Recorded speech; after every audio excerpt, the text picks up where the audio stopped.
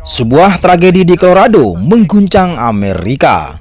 Seorang anak kecil bernama Brittle Walker berusia 6 tahun meloncat menghadang serangan anjing ganas demi menyelamatkan adiknya.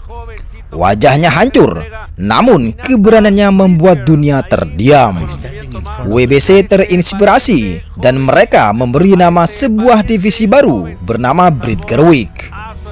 Namun langkah ini bukan hanya penghormatan. Ini adalah jawaban atas jurang kekuatan antara cruiserweight dan heavyweight modern. Tahun 2020, dunia tinju sedang terhenti karena pandemi. Turnamen dibatalkan, arena kosong, dan para petarung hanya bisa berlatih dalam ketidakpastian.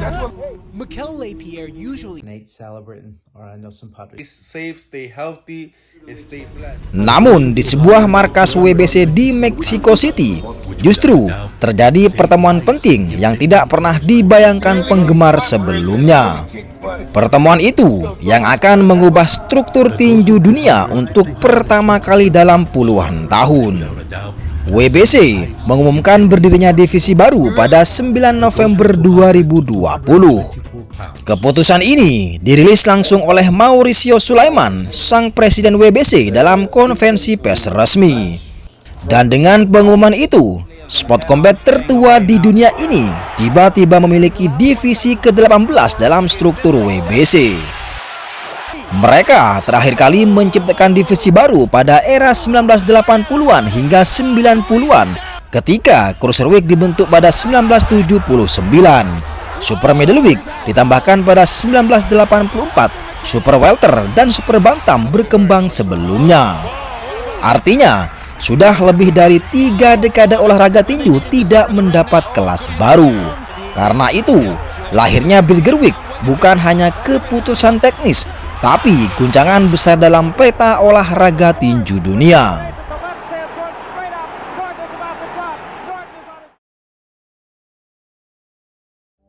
Itu sebabnya karena perubahan tubuh atlet modern, terutama di kelas berat, sudah mencapai titik ekstrim. Dulu, di era Muhammad Ali, Joe Frazier, dan Larry Holmes, berat badan juara hanya sekitar 91 sampai dengan 97 kg. Tapi di era baru ini, monster heavyweight lahir. Contoh seperti Tyson Fury, berbobot 125 sampai dengan 129 kg. Artinya, para petinju cruiserweight yang naik kelas semakin tidak punya peluang. Perbedaan 15 hingga 25 kg itu bukan lagi soal teknik, tapi soal hukum fisika. 2020 adalah puncak diskusi tentang keselamatan petinju, dan WBC sadar akan satu hal: antara 200 sampai dengan 260 lbs terlalu lebar dan terlalu berbahaya. Berdirinya divisi ini bukan keputusan dadakan, tapi puncak dari kekhawatiran yang sudah dibahas sejak 5 atau 6 tahun sebelumnya. Mereka mencontohkan banyak dari cruiserweight KO parah saat naik ke heavyweight. Perbedaan ukuran atlet modern semakin ekstrim. Risiko cedera otak meningkat. Penonton makin melihat 2 kelas berat yang terlalu jauh. Bahkan data cedera tahun 2015 sampai dengan 2019 menunjukkan peningkatan KO berat ketika petarung 200 sampai dengan 210 pon melawan monster 245 pon. Dengan alasan inilah WBC memutuskan kita butuh divisi transisi dan juga jembatan. Akhirnya WBC resmi mengumumkan kelas Brit Gerwig. Langkah ini langsung menciptakan gelombang besar. Promotor bingung, petinju penasaran, para penggemar mencemooh. Tapi terlepas dari semua itu, satu hal yang paling jelas: Brit Gerwig sekarang resmi menjadi bagian dari sejarah tinju dunia.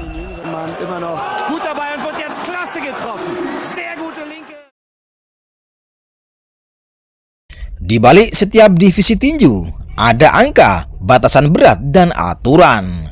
Tetapi Brit Gerwig adalah satu-satunya divisi dalam sejarah yang lahir bukan dari matematika, bukan dari sains, bukan dari politik olahraga, melainkan dari keberanian seorang anak kecil.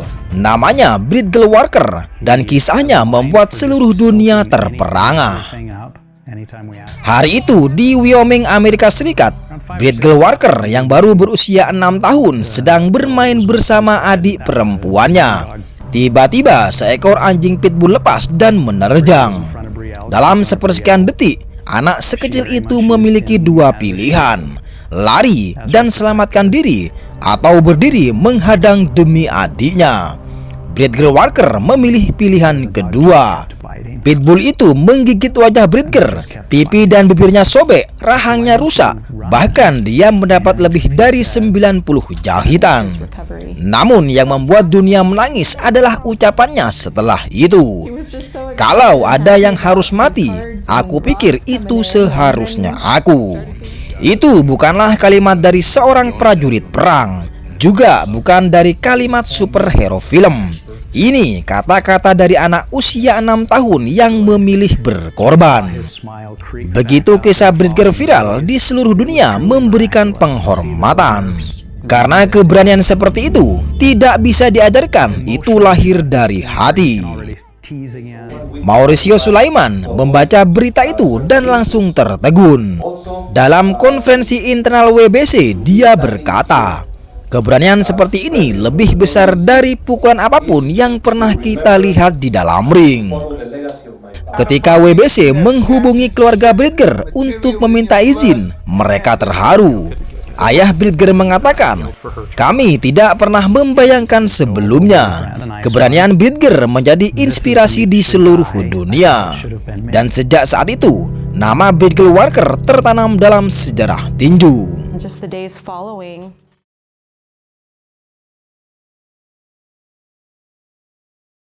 Setelah banyak kontroversi, akhirnya memasuki babak baru. Divisi ini butuh wajah, dia butuh petarung, dan juga butuh juara. Dan pada titik itulah sejarah mulai ditulis satu persatu. 22 Oktober 2021 di Montreal, Kanada. Dua petinju dari kutub berbeda dipertemukan, antara Oscar Rivas, mantan penantang gelar heavyweight, tubuh padat, tenaga brutal, melawan Ryan Rozicki, petarung dari Kanada yang naik dari cruiserweight dengan mental pantang mundur. Duel ini bukan hanya sekedar pertandingan. Ini adalah kelahiran resmi Bridgerwick. Gelar WBC pertamanya dipertaruhkan untuk pertama kali. Pertarungan berlangsung dengan sangat keras dan brutal, dipenuhi jual beli pukulan sampai akhir bel berbunyi. Setelah 12 ronde, juri bulat memberi kemenangan kepada Rivas, dan pada malam itu dia resmi menjadi juara Bridgerwick pertama dalam sejarah tinju. Oscar Rivas, just like he did in his WBC heavyweight title.